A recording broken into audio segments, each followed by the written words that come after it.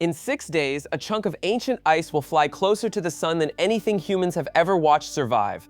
Comet C 2026A1 is not passing by our star, it's diving straight into the inferno, and if it makes it through, what happens next could light up the daytime sky brighter than Venus.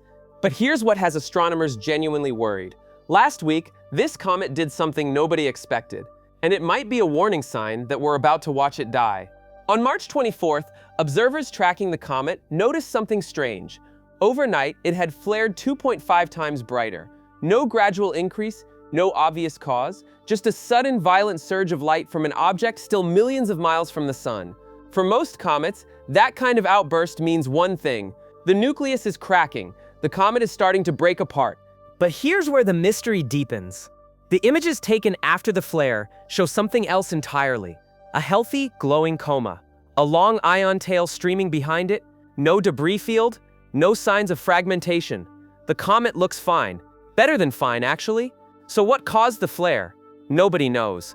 Let's talk about what this comet actually is. C 2026A1 belongs to a family called the Kreutz sungrazers. These aren't ordinary comets, they're fragments of something much larger, a parent body that broke apart centuries ago. The leading theory traces them back to one of the most spectacular objects ever seen in human history, the Great Comet of 1106.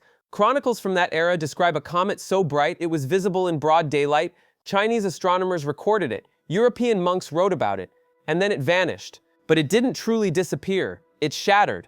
And ever since, pieces of that ancient visitor have been falling back toward the sun on nearly identical orbits. C 2026A1 is one of those pieces.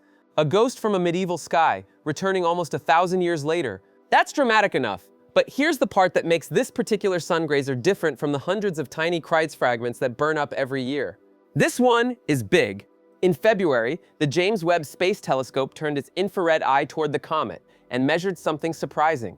The nucleus is roughly 400 meters across. That's not enormous by comet standards, but for a sungrazer, it's significant. Most Kreutz comets detected by solar observatories are house-sized or smaller. They vaporize completely within hours of approaching the sun. A 400-meter nucleus gives this comet a fighting chance. The question is whether a fighting chance is enough. On April 4th, at approximately 2:23 p.m. UTC, comet maps will reach perihelion. That's the closest point in its orbit to the sun, and the numbers are staggering. It will pass just 162,000 kilometers from the solar surface. For context, the moon is nearly 400,000 kilometers from Earth. This comet will be less than half that distance from a nuclear furnace with a surface temperature of 5,500 degrees Celsius. At perihelion, the comet will be moving at 557 kilometers per second. That's 1/5 of 1% the speed of light.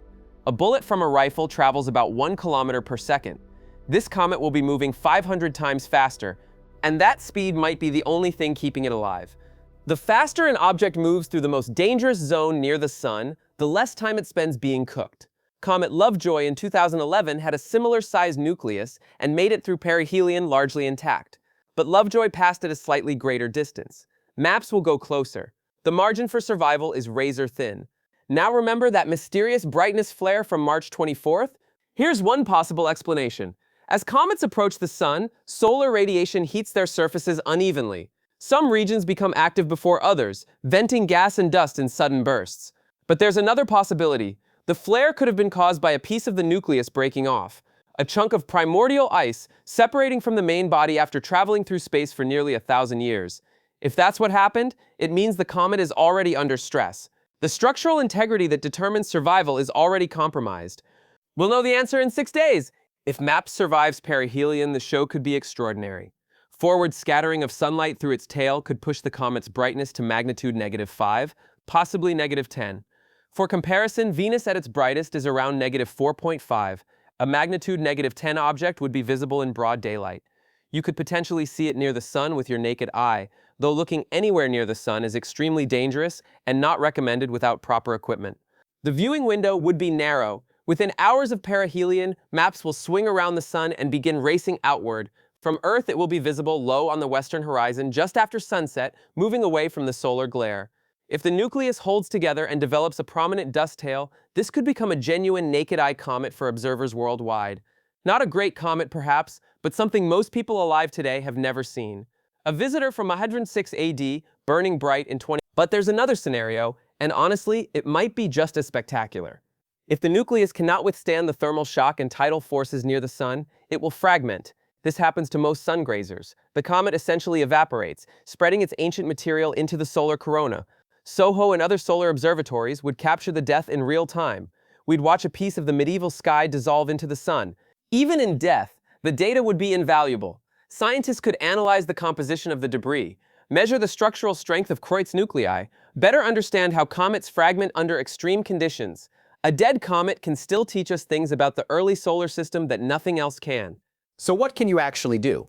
If you're in the southern hemisphere, the comet is visible now, low in the western sky after sunset, though you'll need a telescope to see it clearly.